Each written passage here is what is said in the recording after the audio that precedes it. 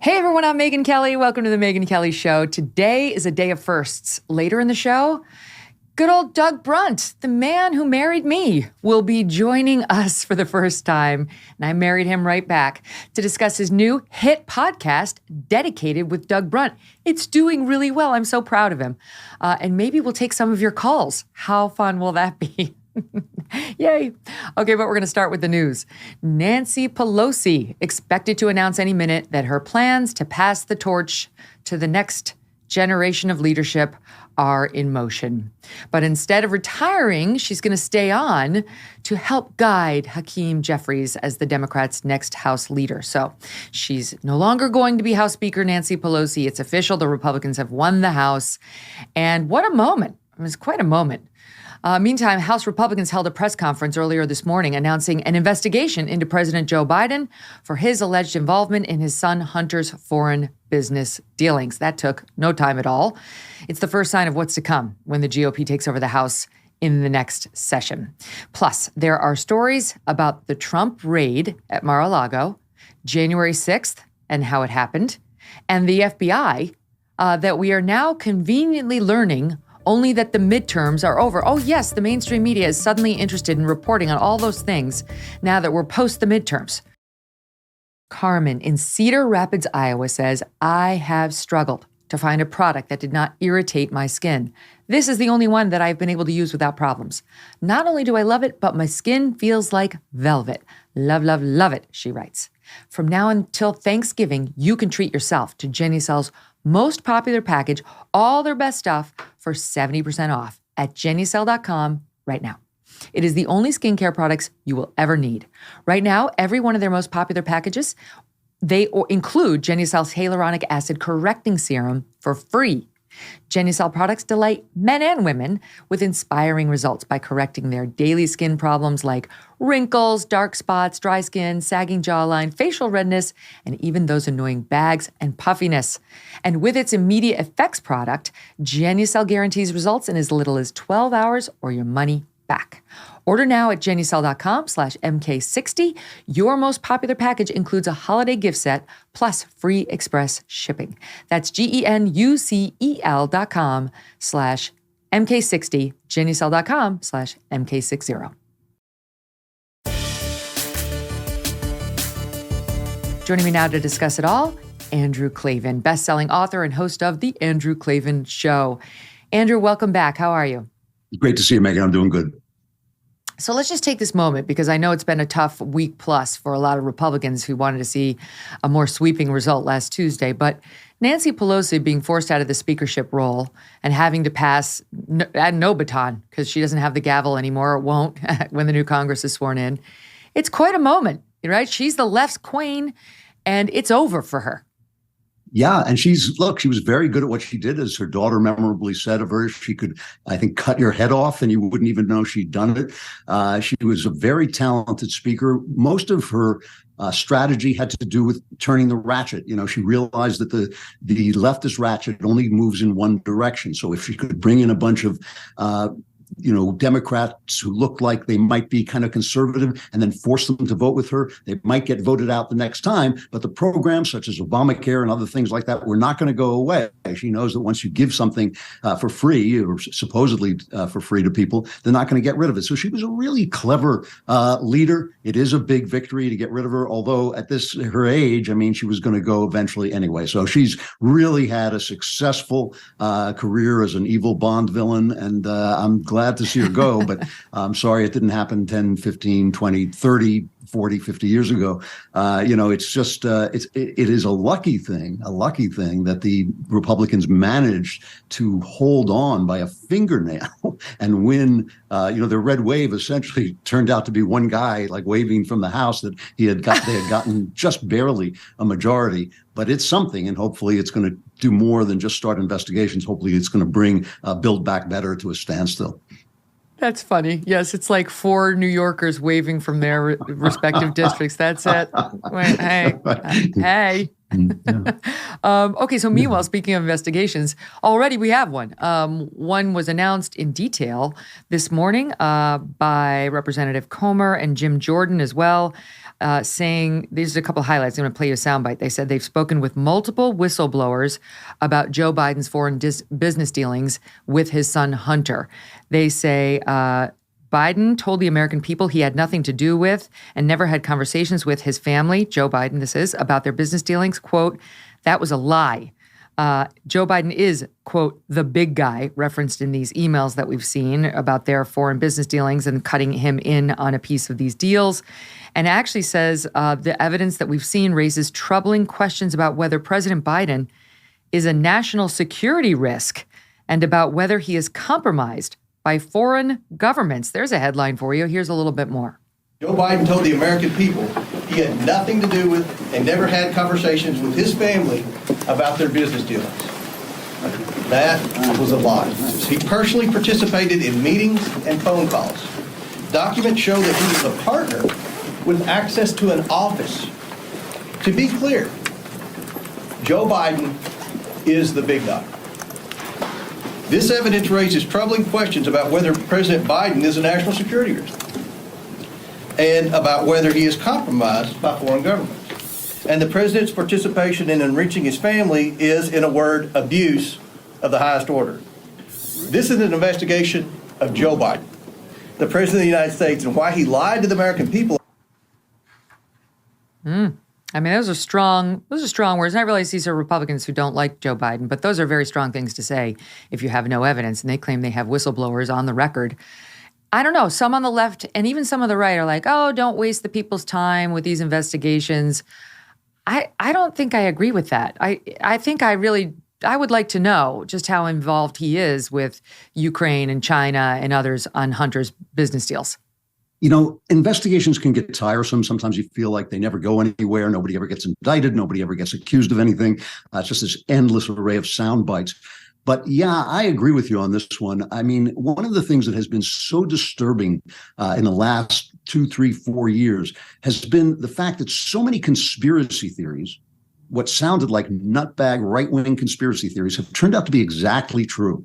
Where the COVID disease came from, all these things. The Hunter Biden laptop was supposed to be Russian disinformation. We were told this by over 50 former intelligence, high-ranking intelligence officials. You were knocked off. The New York Post was knocked off Twitter, silenced for reporting on it.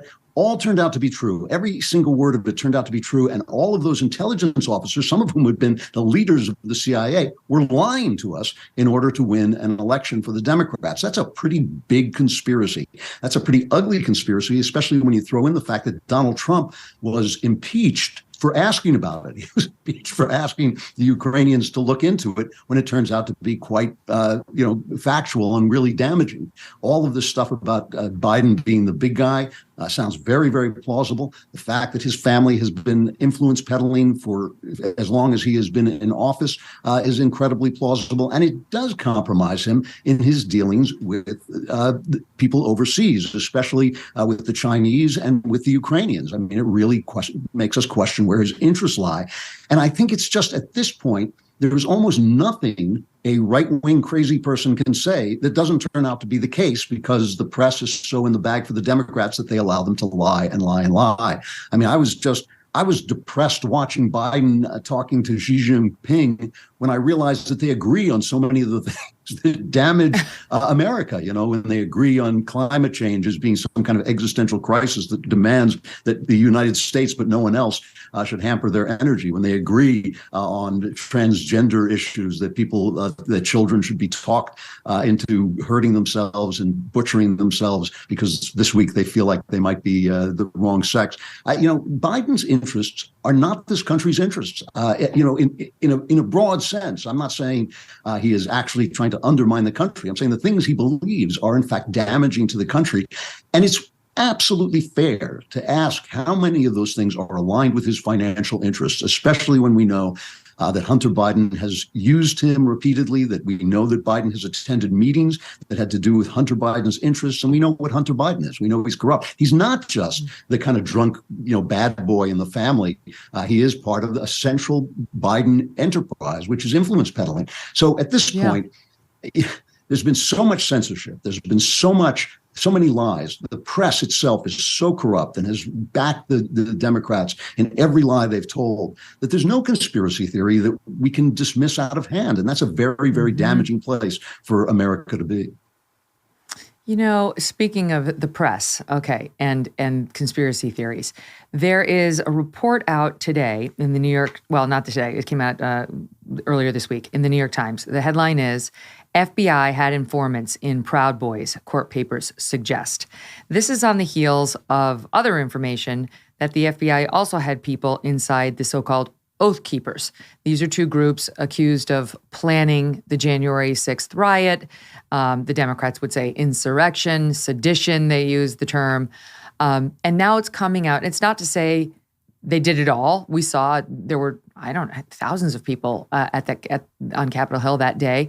But these are the two groups that they're really going after now in court, the Proud Boys and the Oath Keepers, as having planned this thing. And now it comes out post-election that the FBI had some unknown, as many as 8 informants inside the Proud Boys in the months surrounding the storming of the Capitol. So the FBI had 8 agents in the group they now claim in court plotted the January 6th riot. They would say sedition, insurrection, and they did nothing? Why? Why not?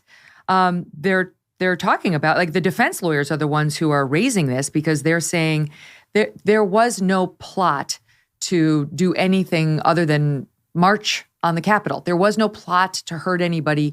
And if there had been, the FBI would have been jumping up and down about it because they had 8 people in our group. To me, it's just interesting that all along, if you said anything about the FBI being involved in January 6th, that you were called a conspiracy theorist, you were called a nutcase, and now we find out, again, from the New York Times, at least 8 informants were inside the far-right Proud Boys in the months surrounding the storming of the Capitol. One guy who was about to take the stand at the Oath Keepers trial, that's already underway, another group. They're already being tried for plotting January 6th. One of the FBI informants was about to get called, his name is Greg McWhorter, by the defense so that, he could be asked about this very stuff. On the eve of his planned appearance, he had a heart attack. And now we're not sure whether this guy's going to be able, it's all very strange and it smells bad.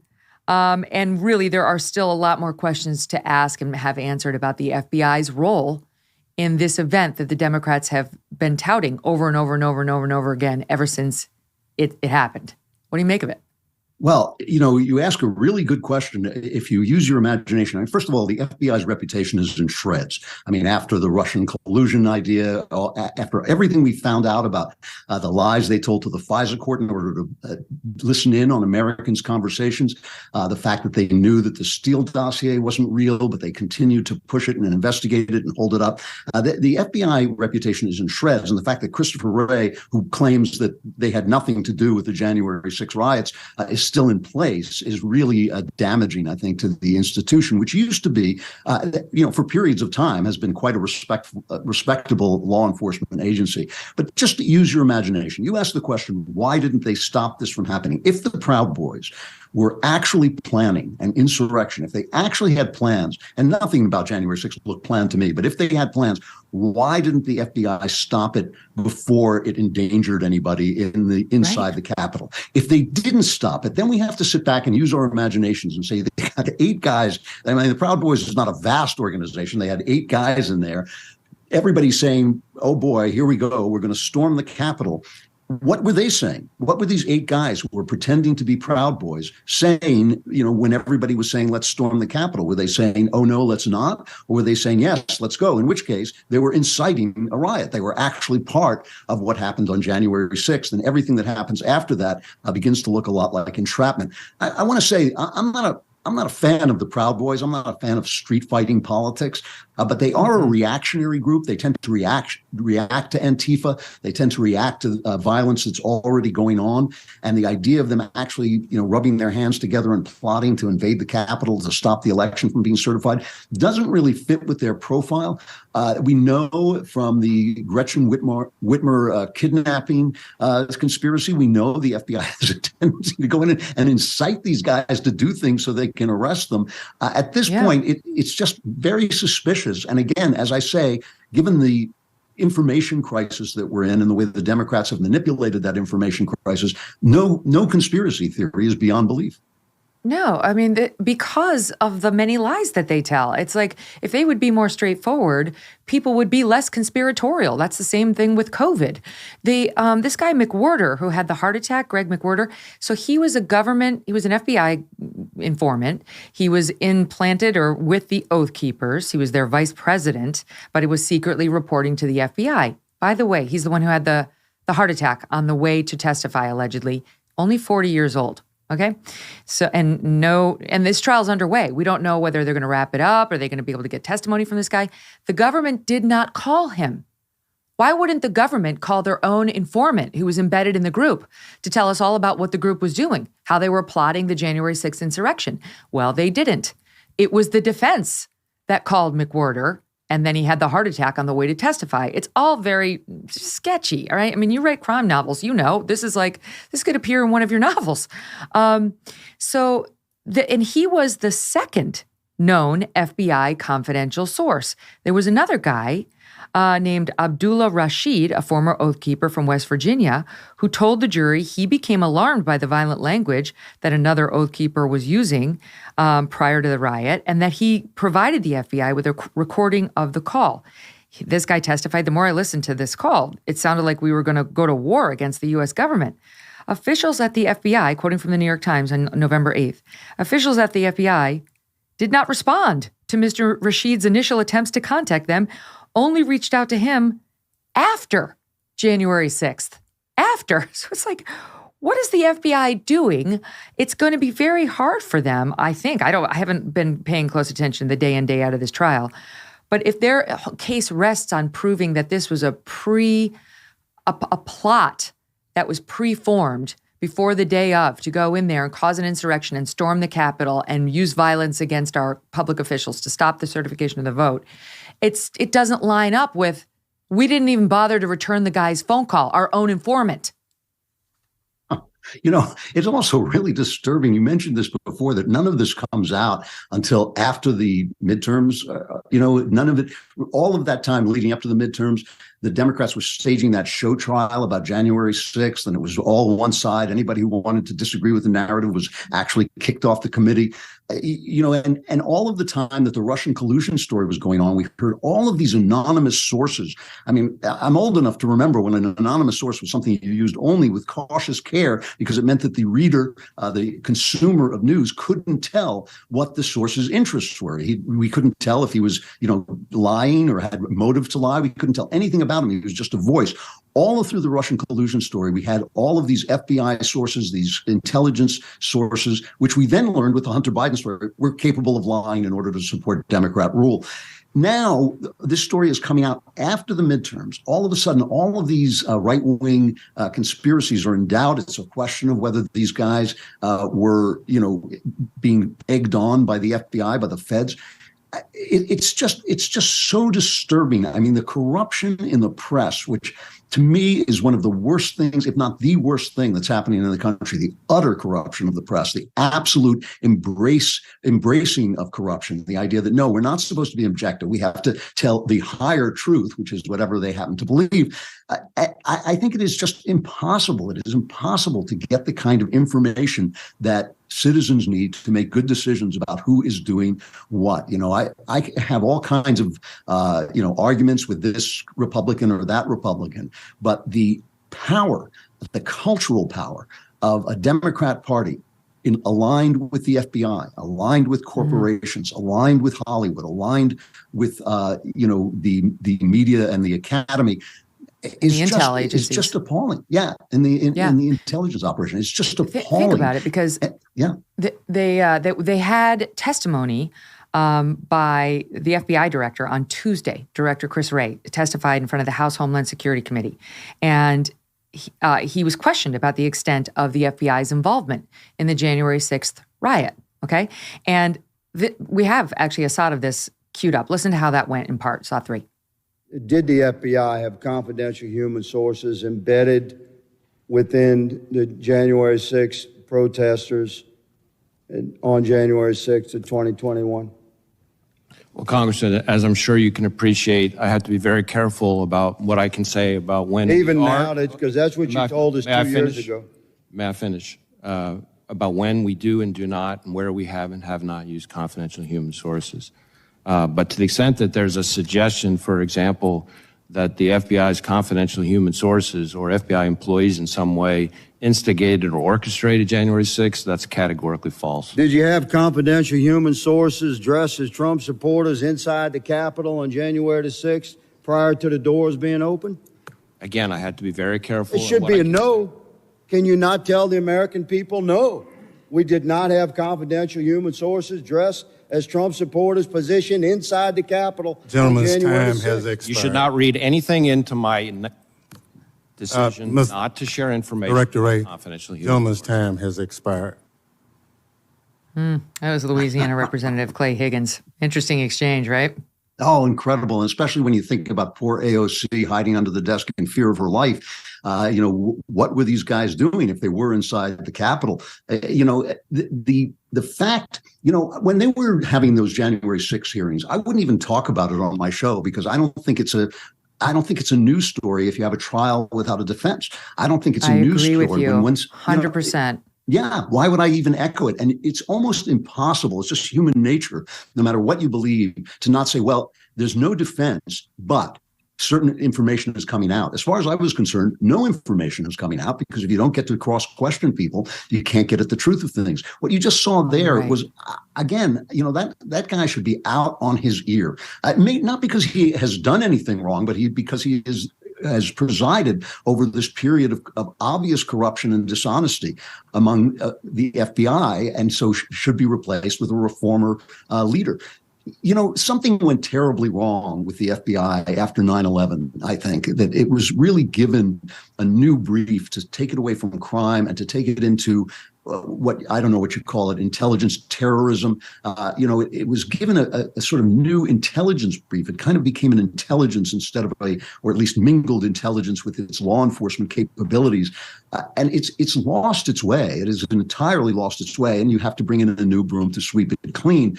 These are the things that are going to be on the ballot in 2 years, should have been on the ballot in this last midterm. And it's the kind of stuff, I don't know, for me, it trumps almost everything else. It trumps, inflation and crime. We cannot trust our government anymore. And I really don't believe we can. I'm like the last person. The reason this is so aggravating for me is I'm the opposite of a conspiracy theory person. I believe Lee Harvey Oswald killed JFK. So I'm like the opposite of a conspiracy theorist. But this is a moment when the lies are so intense and the power to spread lies is so vast that I think we all have to be a little bit of conspiracy theorists just to keep abreast of what's going on. You got to keep questioning. Well, so as I mentioned, the Oath Keeper trial is underway. The Proud Boy trial is about to take place. And what the reason we know about all these informants, as many as 8, again, citing the New York Times, is as follows, quote, "The existence of the informants came to light over the past few days in a flurry of veiled court filings by defense lawyers for 5 members of the Proud Boys who are set to go on trial next month on seditious conspiracy charges connected to the Capitol attack. In the papers, some of which were heavily redacted, the lawyers claimed that some of the information the confidential sources had provided to the government was favorable to their efforts to defend their clients." This is the defense saying, hey, you government had good information for us and you should have given it to us. And, quote, "It was improperly withheld by prosecutors until several days ago." The prosecutors responded that information was neither suppressed nor relevant to the case. Ultimately, it was produced, so I think they did have to concede it was relevant. Otherwise, it would not have been produced. And so you've got them not coming clean about the informants. You've got the same situation happening over in the Oath Keepers case. You got the director of the FBI refusing to even say whether he had FBI agents dressed as Trump supporters inside the Capitol. This is one of the issues that they're debating on January 6th, where some of these guys in their defense trials and their trials are saying, I was let in. The guy was like waving me in. Who did that, right? Why would they do that? And on top of all of it, you got this January 6th show trial commission that's been trying only one side of the case. There is no representation for Donald Trump or anybody else. And here's the cherry on top of the sundae, Andrew. Again, post the midterms, we get this report from NBC News, which will shock you not at all. Here's the headline. Jan 6th committee staffers told preliminary plan for final report will focus largely on Trump, not on law enforcement failures, sources say. And they go on to describe that they had several teams amongst the investigators on the Jan 6th committee. The blue team examined the preparedness and response of law enforcement agencies. The green team investigated fundraising around Jan 6th. The purple team looked at the rise of domestic extremism in the U.S. And then there's the gold team, which focused on you-know-who, Donald Trump. Only the gold team is going to get any of its work reflected in the final report, despite the fact that they have reportedly on these other teams that have looked at, for example, the Capitol Police and other law enforcement agencies, done over 100 interviews and depositions with officials from the FBI, the Department of Homeland Security, the Pentagon, the DC and Capitol Police, and other law enforcement agencies. The final report, notwithstanding, seems to be shaping up to be, quote, all Trump. They have gone in another direction. Some of these committee staffers who spent more than a year on the other pieces of the investigation are reportedly upset, quote, heartbroken, and very frustrated that over a year of their work is about to be wasted on what is clearly a political decision. So they're throwing out anything having to do with law enforcement failures that day. They'll only zero in on the man. It's all about Trump. It's just this is why people really believe when Trump says the whole system's rigged, it's very easy to believe. I reel in shock to hear all this, but I have to say that, this is jet fuel for Trump.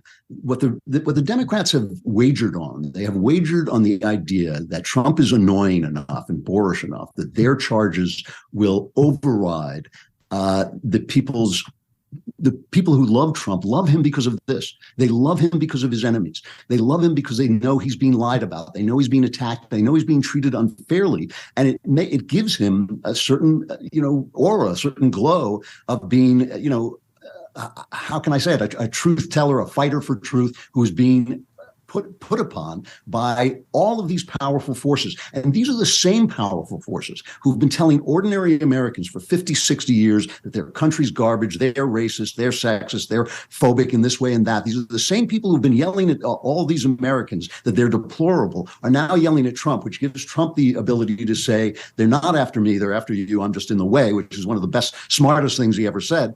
And so that basically, encourages people to vote for Trump, to cling to Trump, to stick with him no matter what he does.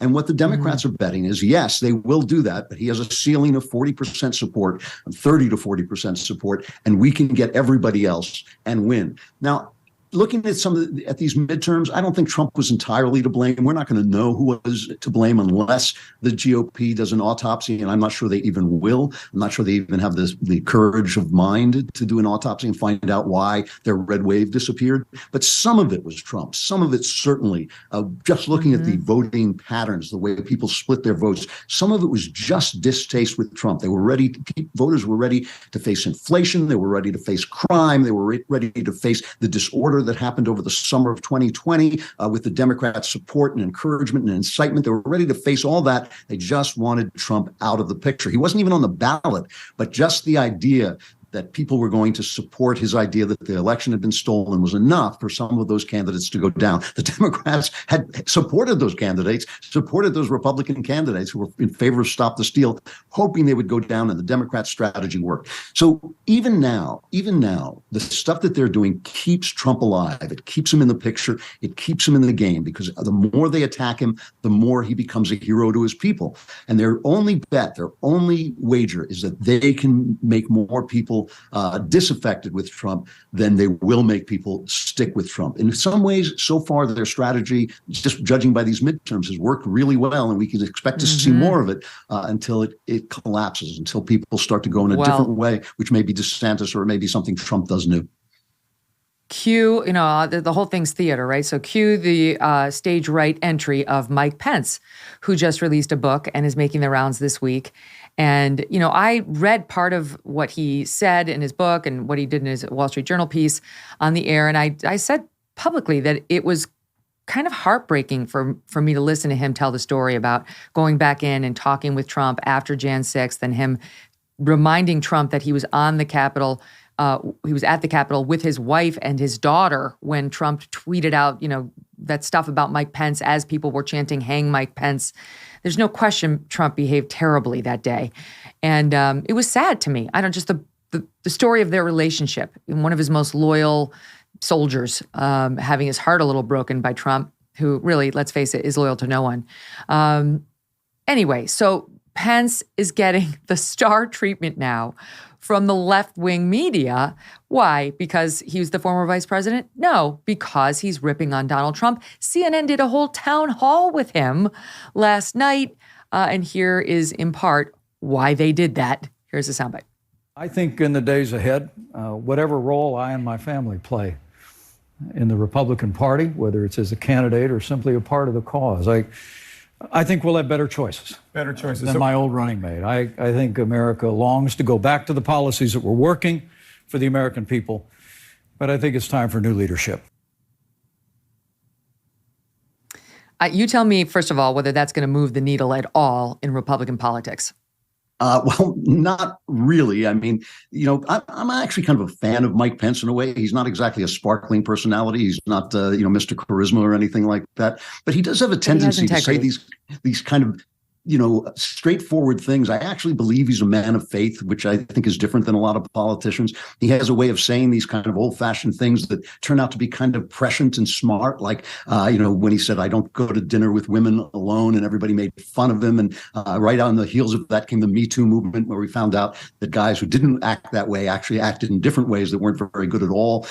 He stood up for Trump during his administration. He was a loyal vice president. Everybody made fun of him for being oleaginous and being kind of a sock up to Trump. But then when the moment came to do what he had to do, he did it. He actually stood up for the country. And in my opinion, I don't think January 6th was an insurrection, but I think that what Mike Pence did may well have saved the republic. That actually, if he had stopped that certification, that just and legal certification of the election, I think the place would have just gone up in smoke. And I think he was very brave and very principled in doing it. And so I have a lot of respect for him. There ought to be a job. There's a job of people who have to go and inform the families of soldiers that their soldier is missing in action. I think there ought to be a job of people who go to politicians and explain to them that they're never going to be president. I don't think Mike Pence is going to be president. And I think he does think so, and that he's running, and that is the reason, that is ostensibly, arguably the reason why he is now saying that the Trump day is over, because he wants the Mike Pence day to begin.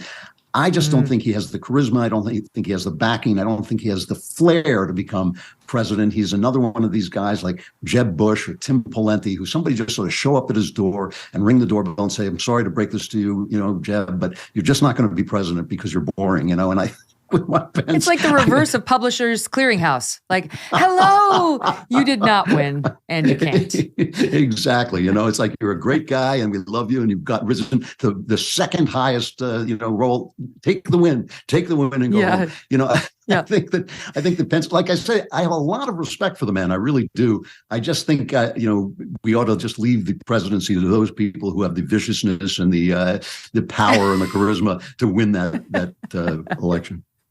Well summed up. All right, stand by, Andrew. I'm going to squeeze in a quick break. Much more to discuss, including the latest on this guy, Sam Bankman-Fried from FTX, and what he admitted to a Vox reporter last night, which was absolutely stunning. If he has a lawyer, I'm sure that man or woman is apoplectic with this guy at the moment. Stand by and we'll get to it. Do you ever wonder if your vitamins are working? Clinical studies show Healthy Cell's new ingestible gel technology called microgel delivers maximum nutrient absorption, 165% more than tablets. And it tastes great. It's hard to make vitamin liquids or gels taste good naturally, but Healthy Cell products are the best tasting pill-free supplements on the market. Go pill-free and get up to 15 pills worth of nutrients in one ultra absorption gel pack, saving you money and time and giving you effective doses. Take a single great-tasting gel pack at home or on the go. It's great for travel, and you can mix it into drinks or blend it into smoothies.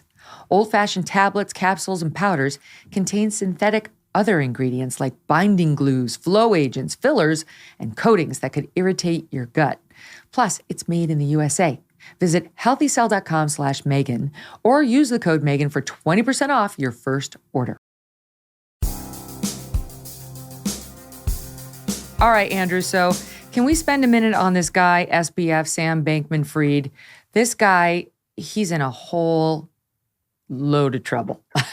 A whole load of trouble. And just for our listeners and our viewers who haven't been keeping up, he ran this company, FTX. It was in the crypto market. He created his own token, FTT, which was then sold on his exchange, FTX. They used another company he owned called Alameda as like a hedge fund to push and create the market for this FTT token.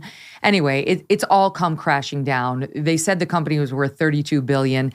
Turns out he moved $10 billion worth of customer funds from one company to cover losses in the other, a definite legal no-no, hardcore no-no.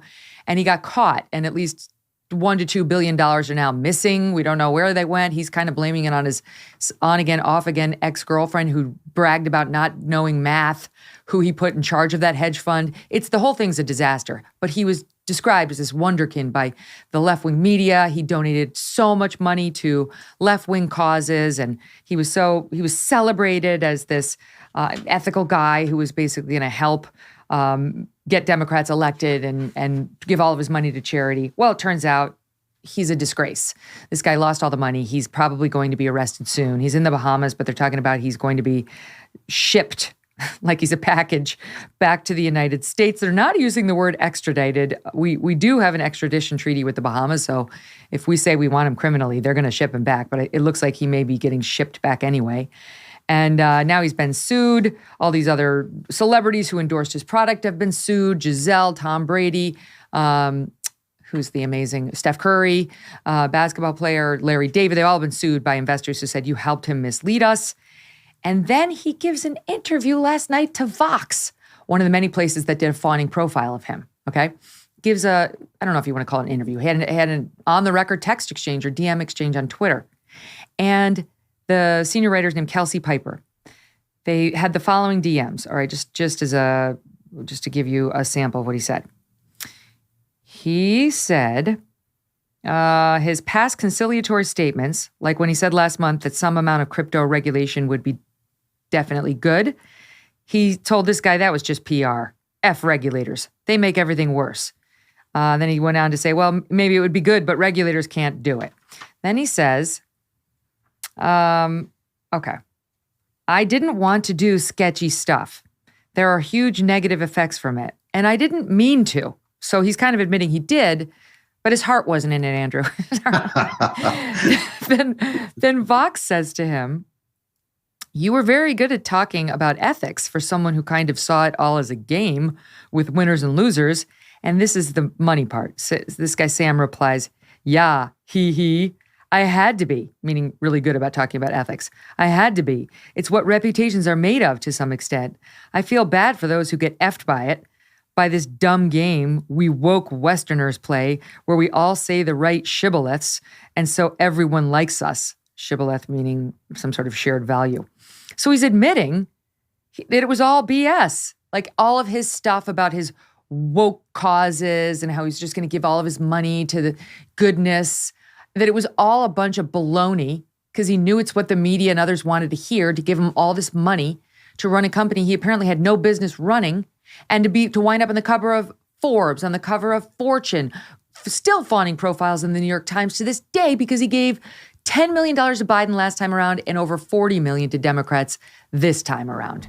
And now he's really doomed, in my opinion, because, when he said that thing about crypto should be regulated, that angered the rest of the crypto community, who then began to expose some of the things that he was doing, the way he was moving money around, supporting one of his companies with another of his companies. They exposed him because he came out and started calling for regulation, which crypto probably needs. Now he has done even worse. He has stepped on the woke crowd. Wait until you see how quickly the news, the media dumps him and hangs him out to dry if he's not going to be woke, or if he's going to expose that woke is what it has always been, a virtue signal that has nothing to do with reality and certainly nothing to do with profits.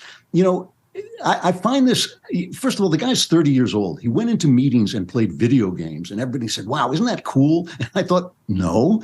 No. Meeting, you should actually be paying attention to the meeting because maybe somebody's saying something important.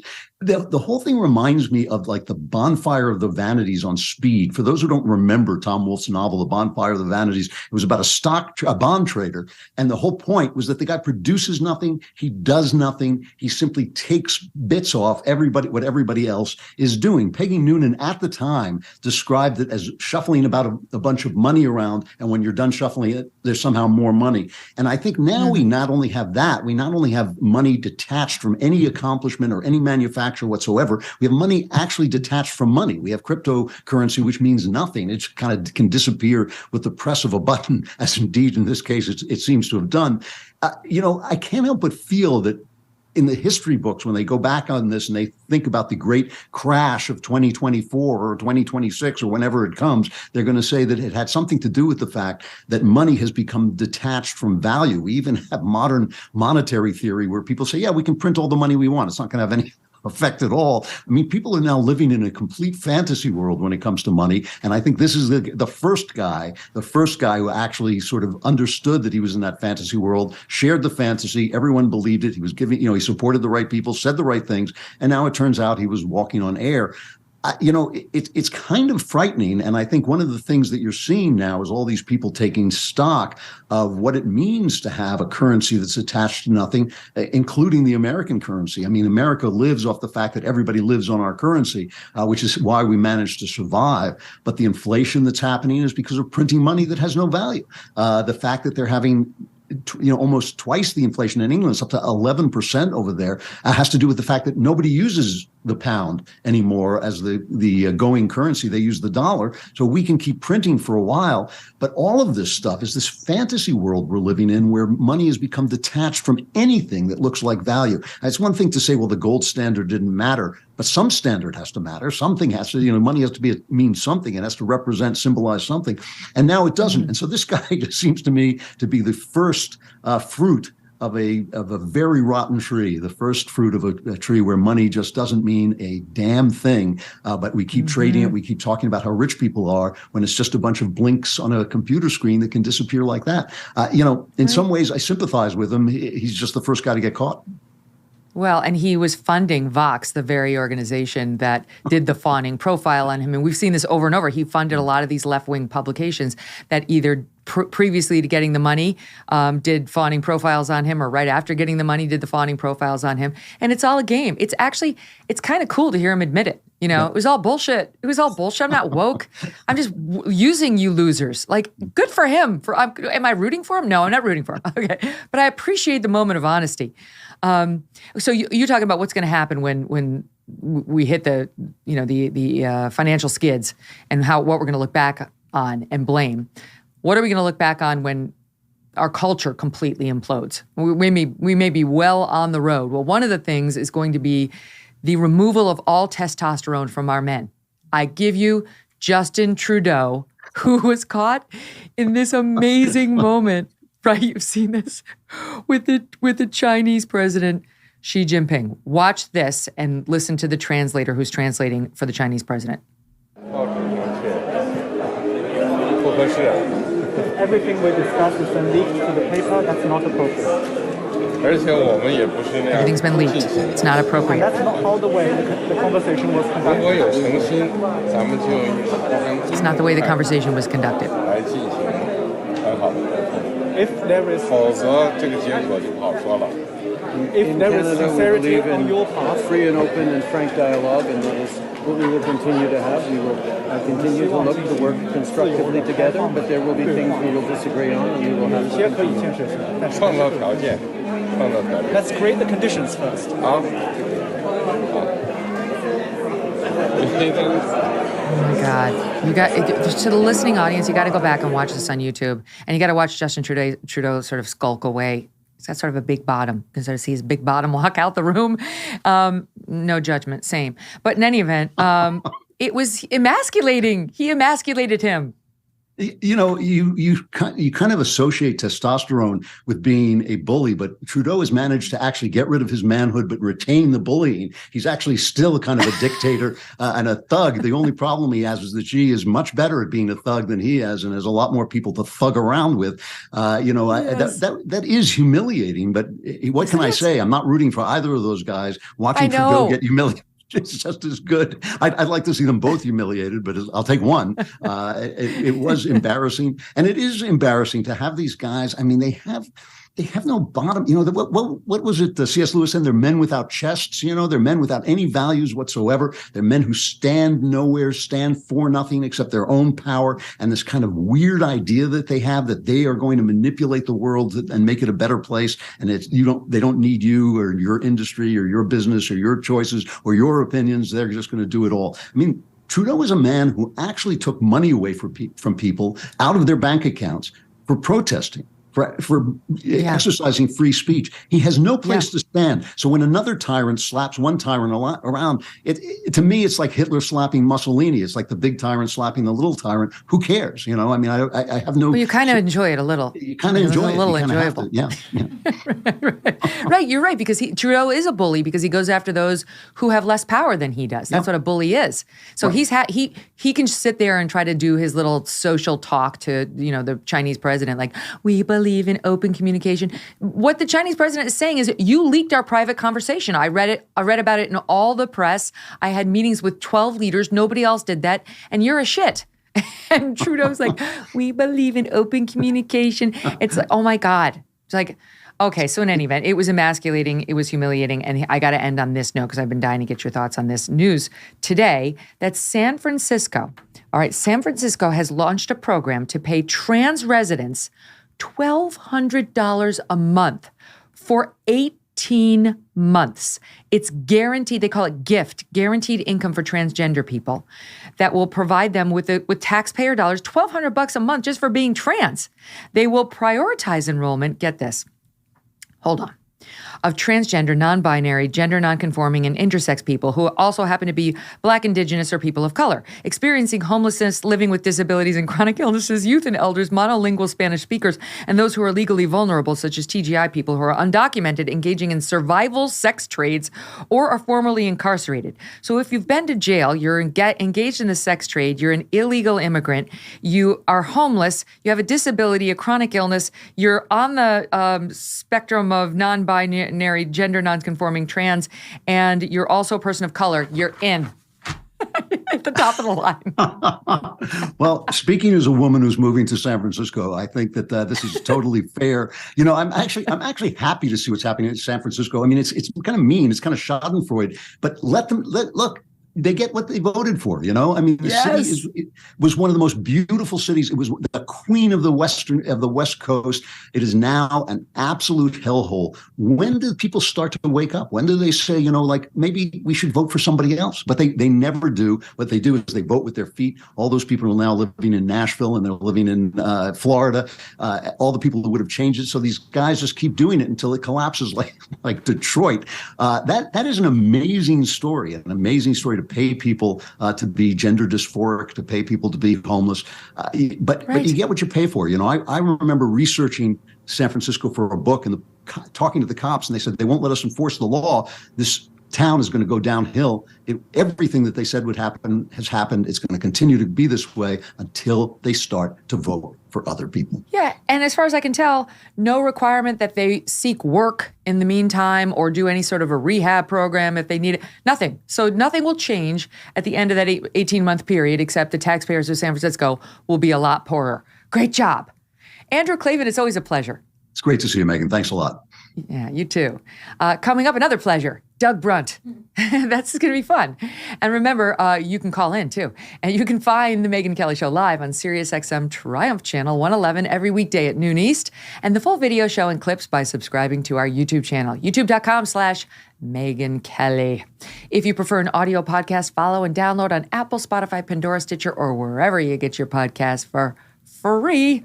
And there you'll find our full archives with more than 430 shows. Man, we've been working hard, and we love doing it. Like many people, I am trying to eat healthier these days, and that is one of the reasons why I love good olive oil. And by good, I mean fresh. Olive oil packs the most flavor and healthiest nutrients when it's fresh from the farm. And that's the problem with supermarket olive oils. They're not fresh. They can sit on the shelf for many months growing stale. That's why I like my olive oil direct from small, award-winning farms, thanks to a guy named TJ Robinson, also known as the Olive Oil Hunter. When I first tasted TJ's Farm Fresh oils, I fell in love with their vibrant flavors. They are delicious on salad, veggies, pasta, meat, fish, you name it.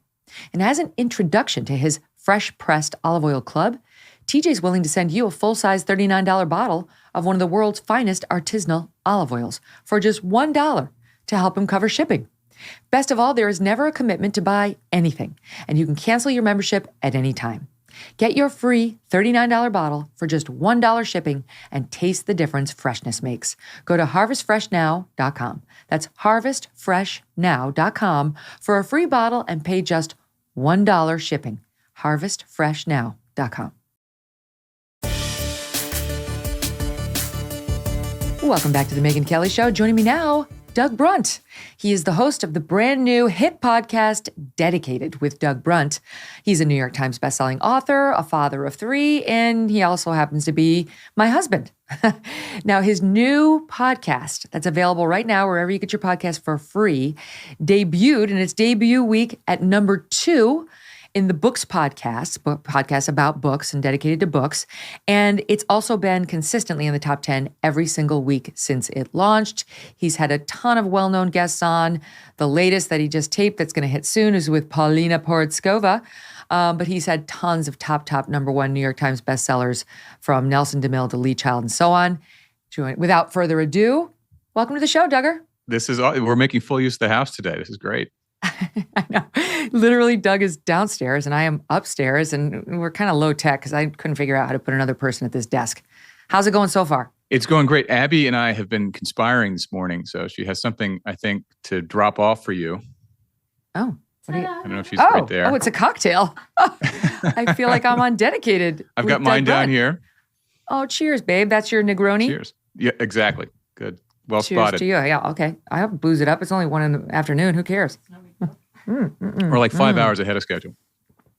Very nice. Do you want to tell the audience what you've made me? I know what it is. Tequila soda with lots of lime. Yeah. It's like scratching an itch. I'm a big tequila fan now. This is what he does in his podcast, Dedicated. He kicks it off with some booze with his guests. And then they talk about, before they get started on the books and the book to film deals and the writing process, they pour a cocktail. And Doug is an amazing mixologist because you actually do have formal bartending in your past. A couple years out of college, I was actually making cocktails and getting paid for it. Now it's just sort of privately at the home, but it used to be a profession, briefly. But that's the fun thing. Like, you can hear the ice. That's one of the things I like about listening to Dedicated. You can hear Doug pour the cocktail, and you get to learn about new cocktails and what like people are boozing on, what they like. Some are teetotalers, and you can learn what they like. Anyway, that's just one of the many fun things. Yeah, I've learned some great ones. Podcast, Jess Walter had the Robert Burns cocktail, which was delicious. Scotch, Benedictine, and sweet vermouth. Recommend it. I know. Yeah, I don't drink Scotch, but it made me want to. Okay. I want to get to Dedicated with Doug Brunt in 1 second, but let's talk about you for a minute. Let's help the audience get to know you. You were not always a writer. When I met you way back in 2006, we met in July of 2006. My God, so long ago. You were running an internet security firm And that's what you were doing when we got married in 2008. And then things took a turn. In the same way I left the law for journalism, you left running a company for writing. So explain to the audience how that happened. Yeah, you're kind of an inspiration for that because you were unhappy practicing law, and then you sort of followed a passion and took a leap of faith for something you were fascinated with. And I had seen that happen and play out firsthand. And I was running this technology company. It was based down in Florida, and I was back and forth between New York and Florida. And I remember going for a walk with you in Central Park, and we had our first, and I think Yardley was just a baby then, and we were walking the kids in a stroller and everything in Central Park. And you're like, honey, you just seem like stressed, and it's, you're going through a sort of difficult time. And by that time, I'd actually been toying around with a novel, and you kind of gave me a nudge, like, why don't you pursue this? And so, long story short, I did find an agent for that and sold the company, and then got a publishing deal for the first book, and have been writing since. Yeah. It was so awkward for me because I didn't know whether you were a good writer. And I was really hoping you're smart and you're very well read, but that doesn't necessarily mean you're going to be a good writer. So the audience will appreciate the position I was in. Poor me, where I was like, oh God. That would have been terrible if you this. read the book. And thank God you came back with like, well, this doesn't suck. So I'm like, I'll take it. That's a huge win. Doesn't suck.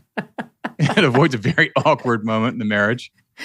I think it's fair to say I'm your number one fan and your harshest critic, all in one. Yeah. When I review your full books. pages scratched out with a red X, like boring, written in the margins. I mock because I love, because better you should hear it from me than you hear it from the general public. And every writer needs that person. Product.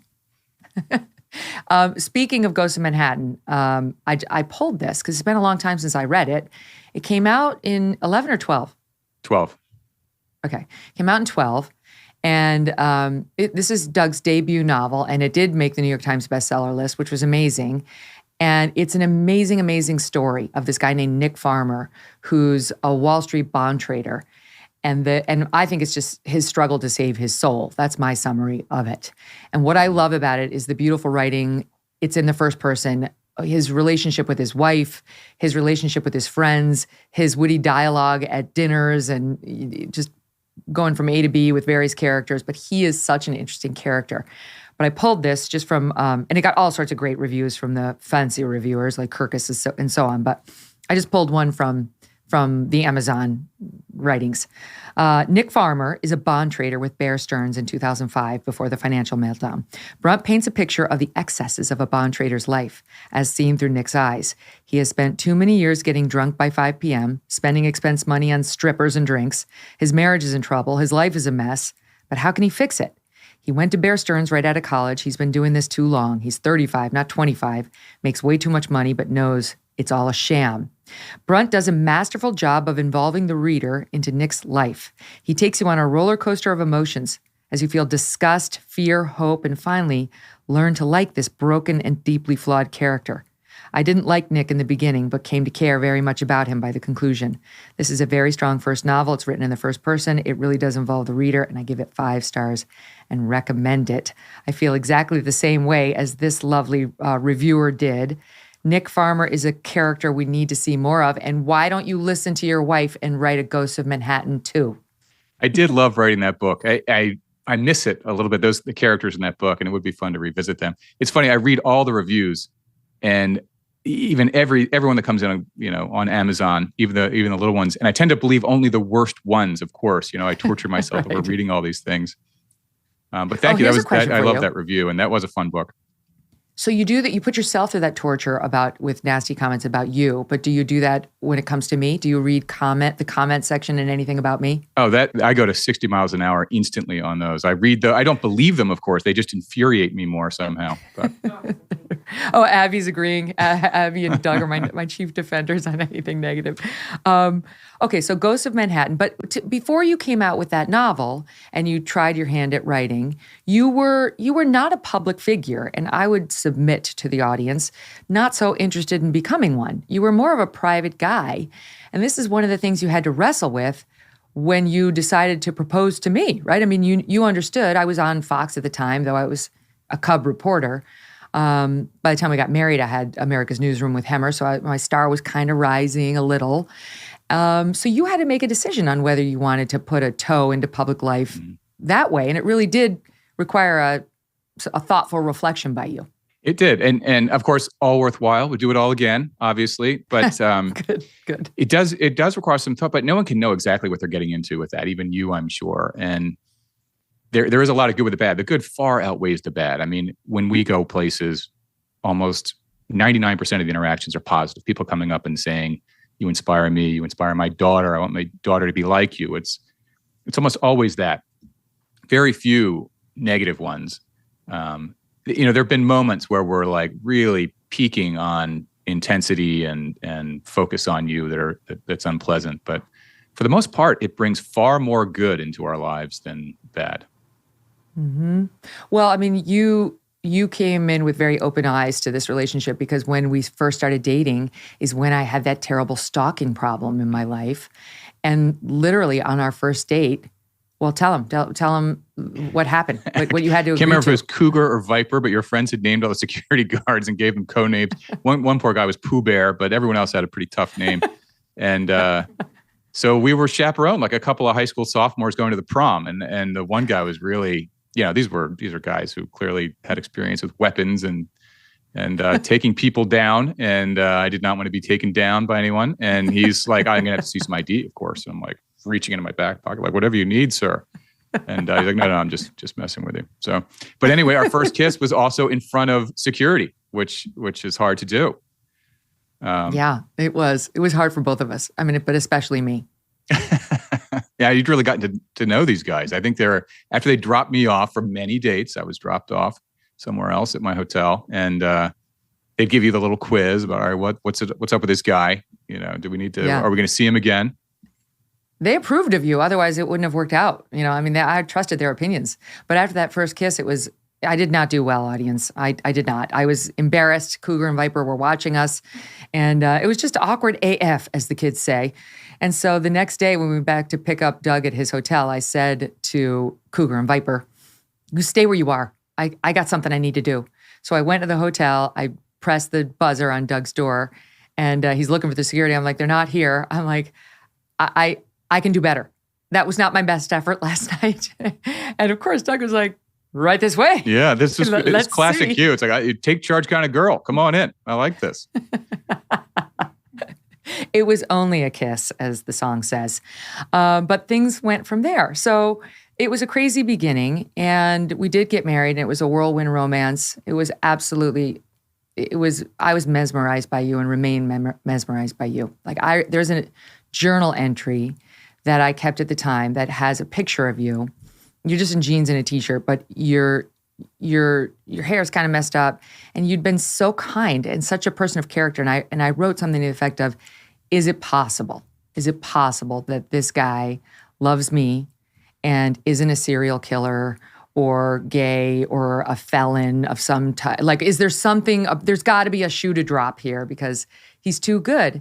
And now I'm happy to say, 15 years of marriage later, it's not fake. You're real. You're just as awesome as I always knew you were, babe. Oh, I am the lucky one. And it's funny, I just had Anna Quinlan on my show. And at that time, in our dating phase, prior to marriage, you would give me a book by Anna called A Short Guide to a Happy Life. And you wrote a very sweet inscription in, which I won't repeat here, but it was a very nice inscription. And I brought it to my interview with Anna to get it signed. Of course, I forgot because I was all like thrown by my interview with her, which was so fun and good. But I saved that book. Going back, and I remember those days when we were first dating. And of course, now we have 3 beautiful kids and everything's been so awesome. I feel like we're just actually hitting our stride in some ways. Like we're really like hitting a great peak where our kids are fun and they want to be with us. We're doing so much fun stuff, just the two of us. And So why do you think it's worked, right? Because obviously, I had a first marriage, and I'm still friends with Dan, but that one didn't work out, and you had other relationships. And so many marriages struggle. And I'm sure there are a lot of people listening to us right now who are like, A, gag, but B, how are they doing that? Like, what is I wouldn't mind hearing a couple of things about what makes a relationship work so well like this consistently, consistently. You're our secret sauce. I really believe that. You're the most self-aware person I know. Everyone I know, even my best friends, have blind spots to their behavior and something that in your friends, you're like, listen, nobody's perfect. I'm going to forgive this person these kinds of foibles or whatever they are. And I know that you see yourself so clearly, and then you do things about it when you find something you think needs work, whether it's a relationship with me or your mom or a sibling or a friend. And you're very proactive about putting in the work. And, I mean, obviously everybody should know it's not all rainbows and unicorns with us. Like, we work on things. We have very frank and honest conversations with each other when we find something annoying. There has not been anything annoying, at least on my half. We'll talk after, but I'm all good right now. But when there's not, and there have been over the years, of course there are those moments in every marriage, and we don't let that fester. We just put it on the table and talk it through. And I think we're both honest with ourselves and with each other about it. I think that's right. It's communication. It's talking about it. And even like trying, you can acknowledge, like I'll say to you, I'm irritated. I'm mad. I don't like what you said or did, but it's not like, F you, I'm so effing pissed at you. Like it's done in a sort of a calm, like I am angry and I want to explain why. Mm-hmm. And the other person listens. I won't tell what the story is since that's what the whole thing is about. But there is this story. It's part of my bit. I'm telling you, I'm very funny when we go out to these dinners sometimes. And I have this great piece this story I love to tell about Doug. And one time he was like, stop telling that story about me to people who don't know me. He's like, you can tell that story to people who do know me. But people who don't know me are going to think I'm an asshole from that story. I was like, what do you mean? It's part of my bit. What are you saying? You can see the look on their faces. They're kind of like, oh, like, well, that's a good story. And then they're like, oh my gosh, this guy's terrible. But it was a good example of how you were like, honey, I want you to stop saying that. And I was sad to part with my bet, but it required me to refresh my material. Well, you don't have to part with it. Just wait like a few weeks till we know them a little better. In other words, I'll bring Doug back on this show in 3 weeks and I'll tell you what we're talking about. All right. So you've been writing books. You've been writing you wrote 3 successful novels. Ghosts of Manhattan, we talked about. The Means, which is a political thriller, which I absolutely love. It's about media and politics and a presidential race. I'm going to give you just one review too from that one because it was fun for me to read the Amazon stuff. Somebody writes, finally, I'm surprised by an ending. Lately, it seems I predict the outcomes of the books I'm reading, and I'm always disappointed that I do so. Not so with The Means. Not once was I able to foretell a character's endgame, and the final sentence blew me away. Kudos to an author that kept me entranced until the end. I love The Means too. The whole book, it moves quickly, and as somebody who's in politics and media in a way, I loved it. And then came Trophy Son, which is about what we're doing to our kids and sports. It's a novel about a fictional character named Anton Stratus and his dad who's like trying to make him into the trophy son. Mm-hmm. So they all do well. But then you make this switch before you get to your podcast. You make this big switch over COVID. And I was like, what are you doing? What are you doing? And tell us what you were doing and why. Well, it started out because I was in between novels and I was searching around for ideas for the next novel. So I was, doing search terms like fascinating or mysterious disappearances at sea and things like that. And I came across this one story that was interesting. And I thought, oh, maybe this could be the springboard into a book. And the more I did research on it, the more I found that this has been completely forgotten to history. It's a really important story for the 20th century and beyond. It played a huge role in World War I, and no one really has covered it. So the more research I did on it, the more I came to some conclusions about what really did happen. And I decided to treat it as nonfiction, tell it in a narrative nonfiction way, the way Eric Larson is sort of the king of narrative nonfiction these days with books like Devil in the White City and Dead Wake. And so I just thought it was too good not to do it in a nonfiction way, rather than have it be a historical fiction or kind of make up a story based on it. I wanted to actually do it. And so in early COVID, worked on a proposal, and it was new to me. I didn't realize how that whole system works with a nonfiction book. You really do a 30-page treatment or proposal that has all these certain elements that need to be in the proposal. So I put that together with a new agent who specializes in nonfiction, and sold that over COVID. So that was sort of like the COVID project where we're all quarantined up together. Yeah, it was so cool. And that is kind of a difference, because when you wrote your novels, you just wrote them and then you give it to your agent, and maybe you get feedback or you do some editing, and then, you improve it, and then you submit it to the publishing houses and see whether you have any takers. But the nonfiction was a totally different process. Tons of research. So I'd be stacks of materials around me, different books, and going through old newspaper archives. And it was tough during COVID because there were archives in Germany and the UK that I wanted to get into, and you can't. They were closed for like a year. And over time, I established, virtual relationships with archivists in these different places who would help me out. And they'd go down and they'd scan something for me and they'd email it back over. And so I managed to do it. The whole world obviously has changed. I sold the whole book. I haven't sat down in a room with my agent, except for that random run-in we had with him in the restaurant out of state. Right. In Montana. Everything's happening over Zoom. So the whole auction process for selling the book happened over Zoom, and it's kind of a different world in publishing too after COVID. And also, you get paid beforehand in nonfiction. That's nice too. Like in the novel, you may or may not get paid at the end of writing the novel. In nonfiction, they kind of pay you to write it, which I like that. That's good. Yeah. I know you're very hinky about releasing to the world too much info about this book. It's been Doug's baby, so I won't press yet because it's coming out. It's coming. We think 2023. Fall right? 23.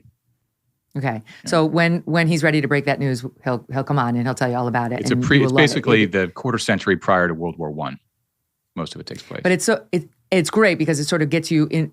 It's not just about the topic. It's also about life on this planet back then, and takes you into sort of the Gilded Age and how people were living. There's so many things to fall in love with in the book. So anyway, that wasn't enough for you.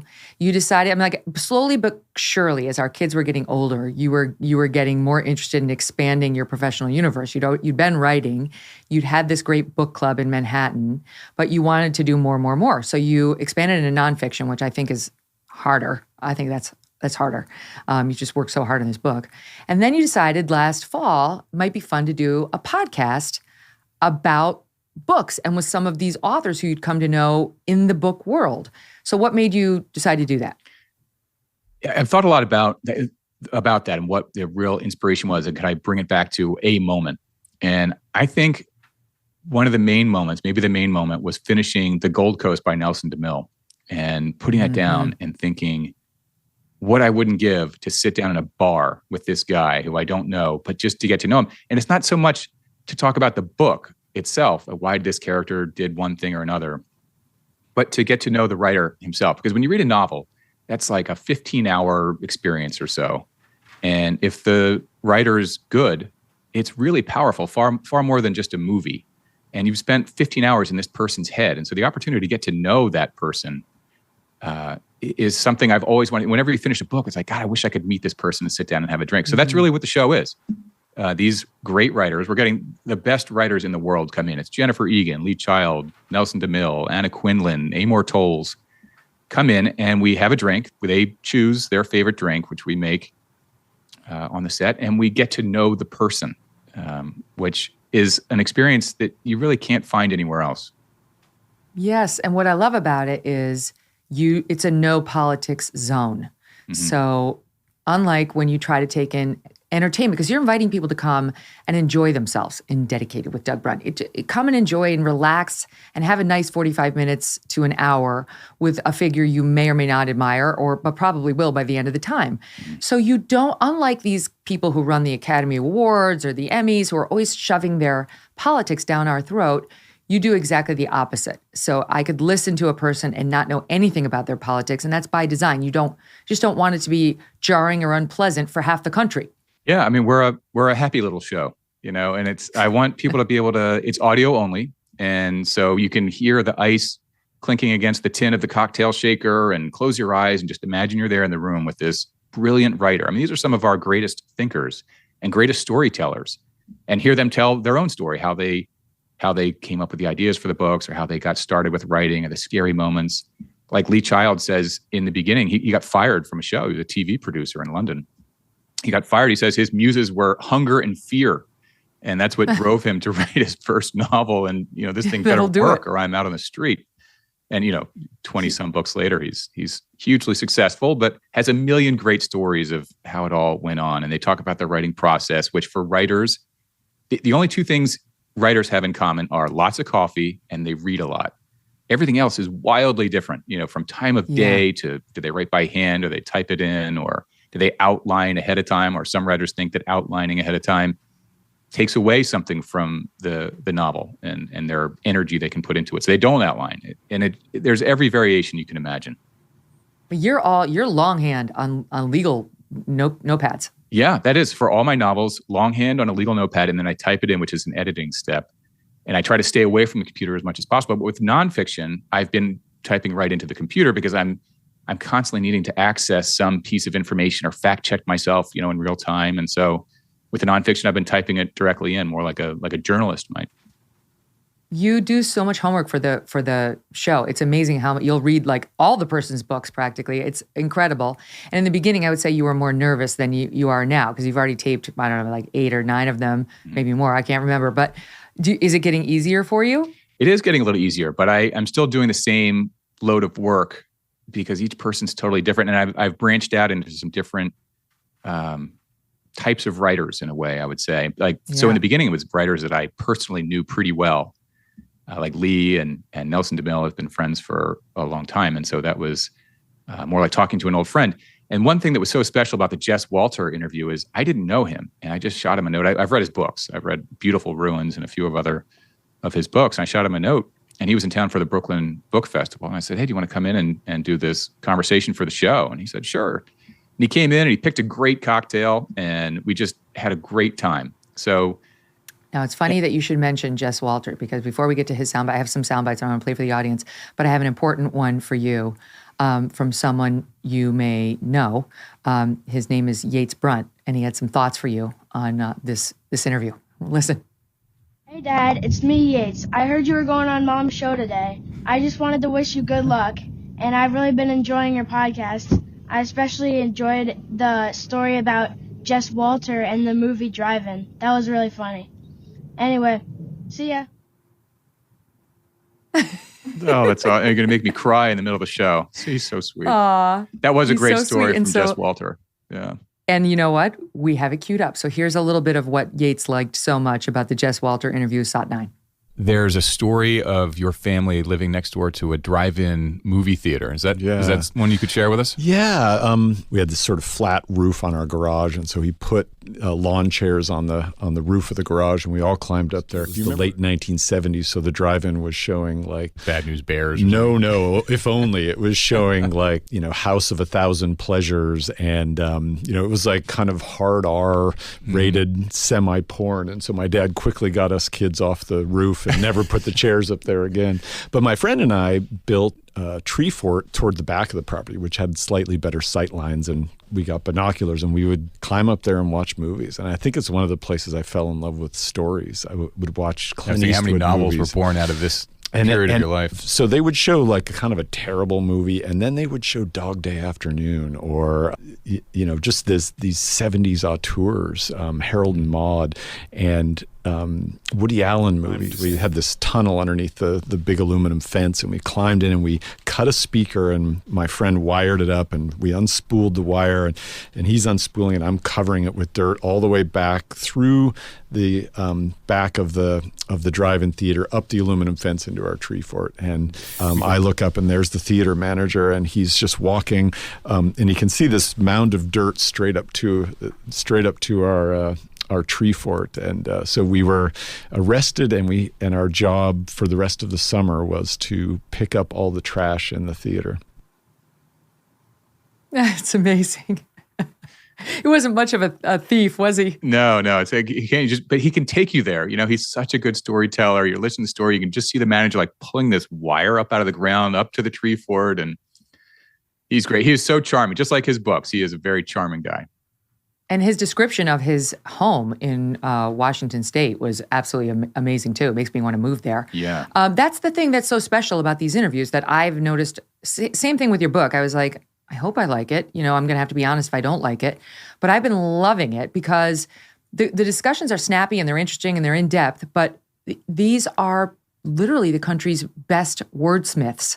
And what are they doing? Using more words, sitting across from you and stitching them together in a way that's just kind of mellifluous. And it's just a sort of an effervescent experience for the listener, because for them, putting beautiful sentences together is effortless, and you can tell. And for you too, like the exchanges are really. You came home after the first one, and I listened to it, and you're like, "What do you think? You know, what do you?" And I was getting ready to give it honest, critical feedback if necessary, and I said, my only complaint is you need to up your conversation level at home.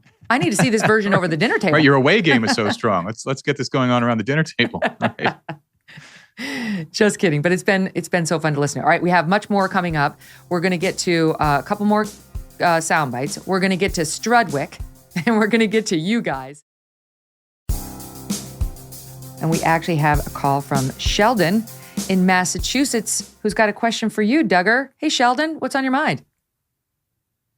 Hey, Doug, Megyn, nice to talk to you. And Doug, thank you so much for the Nelson DeMille interview. I'm a huge fan. I read Plum Island years ago and was hooked instantly, and I've read everything since.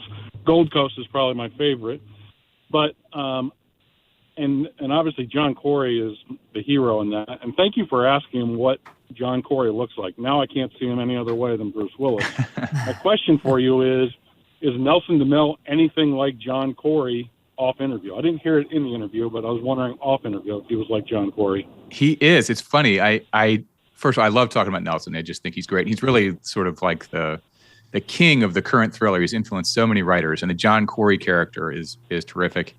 And he is like that. He has that, Nelson was in the military. He's friends with a lot of current and former cops who have that sense of humor.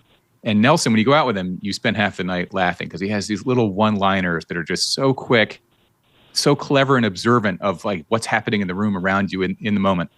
And so he really does have that kind of a sense of humor, which I think is one of Corey's sort of main characteristics of that sort of irreverent humor, irreverent way of looking at the world.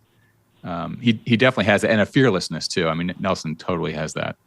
Nelson is a badass. And actually, I want to tell the audience something Doug would not share, which is Nelson actually said to Doug in that interview, Sheldon, maybe you heard it, that Ghost of Manhattan, he said, is actually better than Bonfire of the Vanities and that they need to make a movie out of it. Yes, I agree. Sheldon, thank you for listening. If you want to call in, again, the number is 833-446-3496. Before I get to another caller, Duggar, I want to go to Lee Child because he's extremely famous. I mean, you point out in the interview with him, he's no longer measuring the numbers of books sold. Like once it's past hundreds of millions, you kind of stop counting. Yeah. Like, the crazy success that he's had. And his most famous character is Jack Reacher. And you asked him about same thing. Like, what did you think Jack Reacher was going to look like? Because it wound up being Tom Cruise. And he got blowback from his fans on that because he and the audience had a different thing in mind. And here's a little bit of that, SOT 7. So to talk about Reacher and how he's portrayed in film and TV, I think you've sold the movie rights to all 20 plus books already. In the early days, there were a ton of actors. I looked this up. I know The Rock at one point was considered for all that. I think it was probably the early 2000s, maybe before he was such a huge star. But Will Smith, Russell Crowe, Daniel Craig. But one time you told me the name of someone who was not an actor, but was someone you could, years and years ago, that you could picture in the role. Do you remember the name you mentioned to me? I'm Howie. That's right. Howie. American. What was his second name? Howie Long. Howie Long, right, player. yeah. He was, sports people in general, football players, or in Britain, rugby players. Howie was a good-looking guy, which is why he became I think the guy that you have currently on the Amazon show, Alan Richson, he looks like a young Howie to me. Yeah, he really does. And that was always the picture I had in my mind of physically large, intimidating, a little less handsome probably than Howie, who was, a very good-looking guy. Lee Child's got swagger, right? He's got it. He does. I mean, I this is not a phrase I have used, but he's like a cool cat, just effortlessly cool. Yeah, he's and you got to listen to the show just to find out how he came up with the name Lee Child, which is not his real name. And Doug gets him to explain how he got there. And it's an amazing story. I remember when you first learned it in our private life, you came home and you're like, you're not going to believe this. And sure enough, I did not believe it. But then I heard him tell it himself on Dedicated, and it was super fun. Well, later in that episode, I say, sorry, go ahead. No, you go. Later in the episode, I say to him, so they do this, at the end of every episode, I do sort of a lightning round of questions. And one of the questions was, who would be Reacher's celebrity crush? And he wanted to be polite, so he didn't actually name a name, but he said, well, this former cable news host, might do would be very smart, and she and Reacher might have a. So afterwards, I didn't want to actually say the name, but I thought that would be impolite. It was probably Dana Perino, but I appreciate that in any event. Then you had on, honestly, she's my favorite. She's amazing. I love everything she writes, Anna Quindlen, who you mentioned a minute ago. And we have a clip of it, and she tells, well, as you mentioned at the end, you kind of do quick hits with people, like what books are on your nightstand right now, what's the fewest number of people who have ever attended a book signing, a dose of humility, and what life advice do you have? It could be anything. It could be professional, it could be personal. And of course, Anna Quindlen did not disappoint. Here's just a little bit of what she said in SOT 10. One piece of good advice for the listeners. One piece of good advice. Look around. Really look around. There comes a moment, and it comes too soon, usually when we're maybe 12, 13, 14, when we stop seeing what's around us. We stop seeing the people we love. We stop seeing the natural world around us. We just stop seeing. So I would say... That's it. Why? Because we're busy and in a rush and we need to slow down? I think things get dulled after a while. All you have to do to realize how important it is watch a 4-year-old. When you watch a 4-year-old looking at an anthill, you suddenly see an anthill in a way you haven't since you were 4 years old.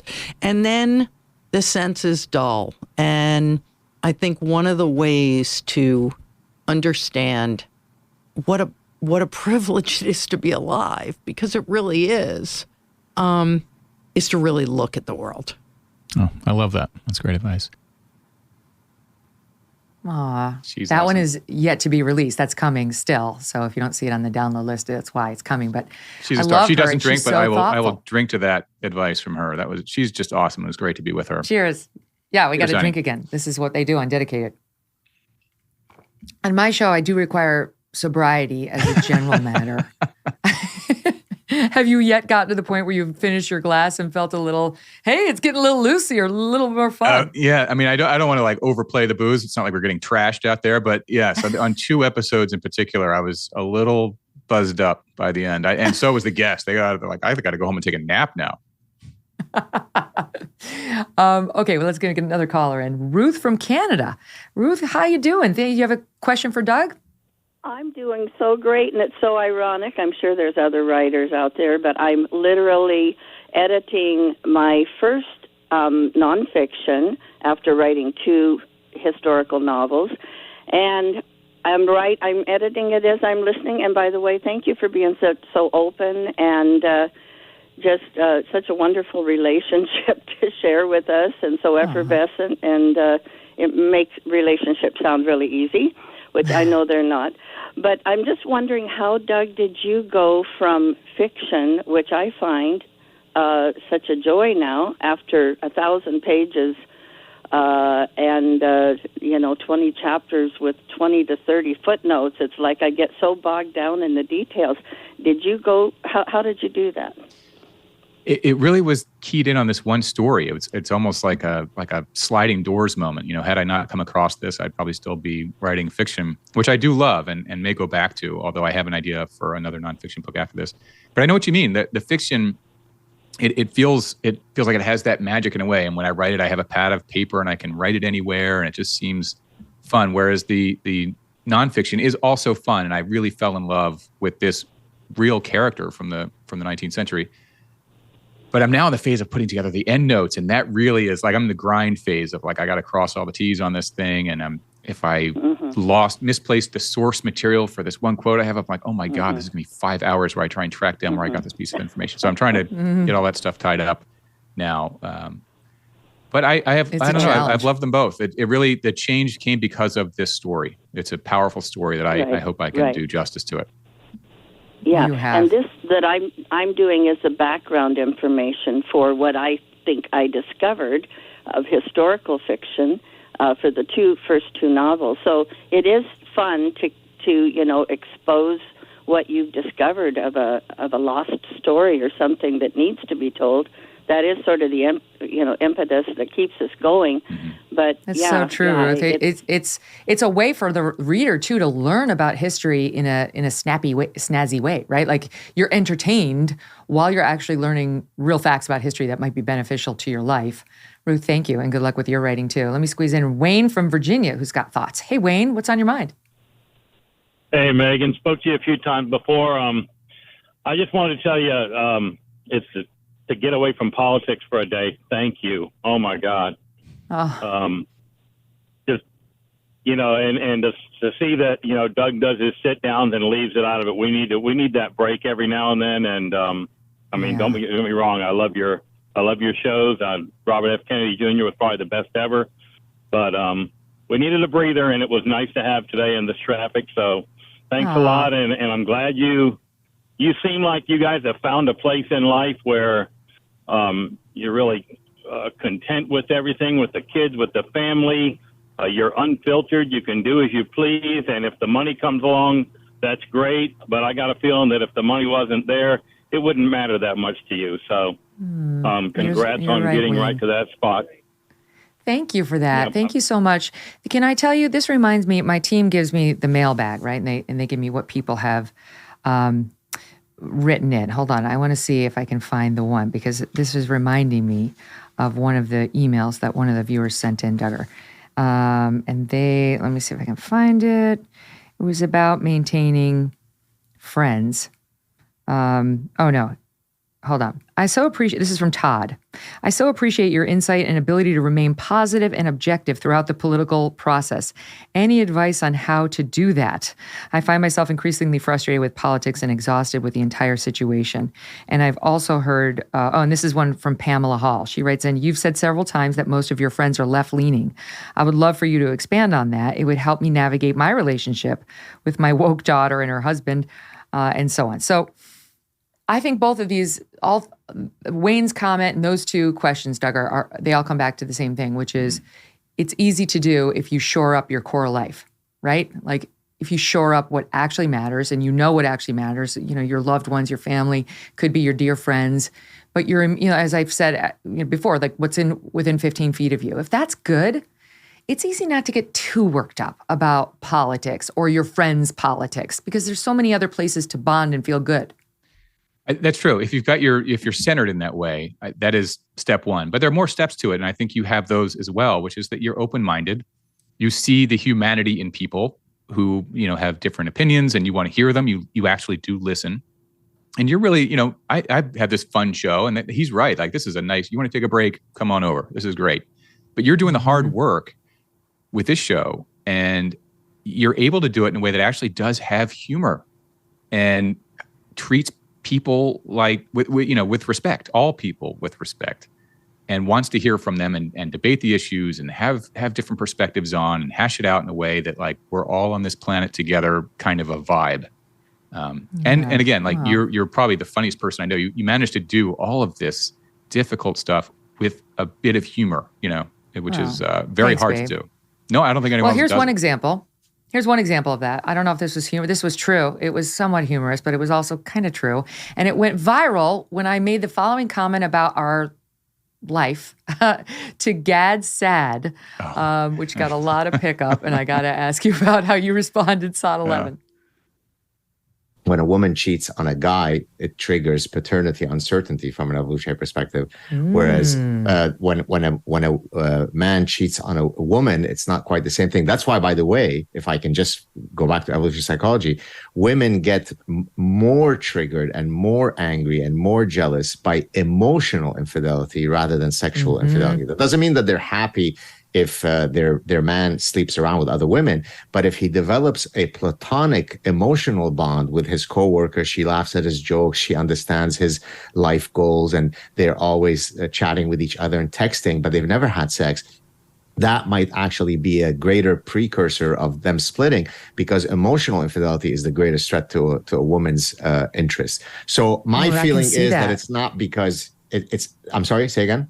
I can see that. It's like I'm thinking about my own husband. I'd much rather he have a one-night stand with a woman than sit and cry with her. Like I see your point. So the New York Post ran with that headline, that exact thing I said, and you texted it to me with the caption, "This feels like a trap." I was getting text messages from friends like, Duggar, what a hall pass. This is amazing. She is so cool. Where are we going this weekend? Who? Which friends exactly? Yes, but this is something that I know I don't have to worry about. You don't have to worry about. One funny thing that we had to endure together was the portrayal of our relationship on the big screen in the movie Bombshell, with which we had nothing to do. And it was like a question of who's playing Doug, like what's gonna happen. I had known from the news reports that Charlize Theron was playing me, but they chose a guy who actually did a good job. He doesn't look like you, but he kind of captured your general essence of like kindness and self-deprecation and smarts. In any event, here's a little clip from that movie. Stand by. You don't have to worry about Trump. You're tougher than all those guys, okay? You just gotta worry about the crazies. I can handle a few crazies. Trump will stop once he feels he's won the argument. I feel like he's less interested in winning the argument than just having the argument with you in public to prove he can take on the establishment. I'm not the establishment. Honey, get real. You are the establishment now. Not yet. You do understand I have to be above this, right? I have to be an anchor first, then a woman. You know the entire country is talking about your period right now. What? There's a man. What? Yardley. Look, he's right there. Yardley, where is he? Oh, Jesus, he's got a fucking camera. God, come here, honey. No, don't open the door. They can't tell them if we're inside. Get out of here. Go. Okay? What were you guys doing? Mommy and Daddy? It was a crossword. Mommy was just taking a quick little nap. Quick one. It wasn't that quick. Honestly, I cannot watch that scene. Every time I see that scene, it makes me tear up every single time because of the Yardley moment, because that actually did happen. And it was really upsetting. And it was a part of the craziness of, Trump and me, and that whole time frame of our lives was so tumultuous. It's just one of the many things we've been through, Duggar, in which you've been so supportive of me and had to take a lot of bullshit incoming that you shouldn't have been put through. No, like I said, there's far more good than bad that has come with you being sometimes in the white hot spotlight. It's not just under a microscope. You're under like something beyond that every once in a while, but far more good than bad for sure. And Duplass, I liked him actually. I saw on a red carpet thing where he was saying, look, I'm just playing, I'm not Doug Brunt, I'm playing a role and I'm telling the story of an event in history, but I've never met him. I'm not meant to try to represent who he is as a person, which I thought was the right way to say it. As opposed to someone else I could mention who was like, I inhabited her, I was like, oh my God. So annoying. Okay. Meanwhile, she gets like Woman of the Year from some stupid magazine for pretending to do the things that you did. And meanwhile, they lobbed in a bunch of things that were like negative about you that were not even close to true. So there was another one of those moments where Abby and I were together like, I'm going to kill someone. This is so annoying. And but she did not lessen my cocktail. annoyance. Yeah. I don't know who he's talking about. Wait, before we go, let's get in Andre from Albany, New York. I got to take somebody from my hometown. Andre, what's on your mind? Oh, Megyn, good to talk to my favorite Albany law grad. Yeah, and Doug, great show, guys. Doug, I had a question for you. You talked about earlier, and Megyn, I'll keep my question within the scope of direct. Doug, you talked about books on tape, right, versus reading a book. And I prefer to read a book because I find it a little bit more using my imagination as opposed to being lectured to. Do you agree that there's a component of that in reading that is lost when you're listening to books on tape? I do. And it's almost like a spectrum. And, on the one side is the full visual experience of a film, and then book on tape, and then actually reading. And in reading, you're able to do the most to generate what's being evoked by the words. So I find that reading is by far the most stimulating to your imagination. Andre, thank you for the question. Go Albany. Duggar, I'm so proud of you. It's an amazing podcast. I've said to the audience before, I'm not only no longer the only podcaster in the family, but I'm not even the top podcaster. I wouldn't even get to Strudwick. Do you have a parting thought on Strudwick? He's getting slightly better. That'll be my parting thought. I don't know if that's more of a hopeful thought or an actual present day parting shot. It feels like he might be getting a little better. Doug also said him getting better is sort of a middle finger to us now that we do a weekly newsletter on it. We include Strudwick's antics. And he was like, it's classic Strud to get better now just he as gets you're better. actually... Oh, fear not. He's actually no better at all. As Doug says to Strudwick, we only have two dogs, Strudwick and Thunder. He says to Strud, you're almost my favorite. Duggar, all the best with it. It's called Dedicated with Doug Brunt, and you can get it wherever you get your podcasts for free. Thanks, See you, honey. Bye. Thanks for joining us today. That was super fun, right? Oh, it's so nice to have Duggar on. And tomorrow we got a big show too. Tomorrow's my birthday. So the team booked some of my very favorite guests, Dr. Laura, and then an epic Kelly's Court. I don't think this has ever happened before. Marcia Clark versus Mark Garagos. Boom. A+ lawyering happening on the show tomorrow. We have updates for you in the Alec Baldwin case, Jean-Benet Ramsey, Casey Anthony, all this crazy stuff. These blasts from the past have been in the news this week, so we'll get to all of it. You're going to love it. It's the birthday show, and it's going to be fun. We'll see you then. Download the show on Apple, Pandora, Spotify, and Stitcher. Also go to youtube.com/Megyn Kelly. Thanks for listening.